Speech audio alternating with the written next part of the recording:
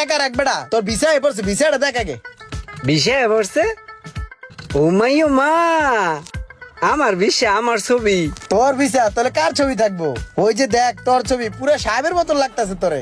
বন্ধু রে, আমি কি কমু, মানুষ তো বিদ্যার যাওয়ার লাইগা ঘুরতে ঘুরতে জোতার তলি ক্ষয় করে আলায়, আর তুই আমার একদিনের মধ্যে বিষয়টা ম্যানেজ করে দিলি বন্ধু। তুই এক কাম কর মামা, তুই ওই সিকিউরিটি মানিটা দে, আর বাকি টাকা তাড়াতাড়ি ম্যানেজ কর। দুই ভাই মিললা একসাথে যামুগা।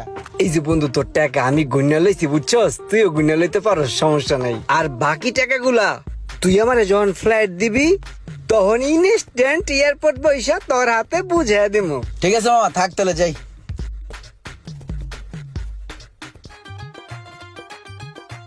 এ মোশাররেফ, হ্যাঁ তোর তো মামা কপাল খুলে গেছে গা, তোর তো আর গরুর ঘাস কাটা লাগবো না।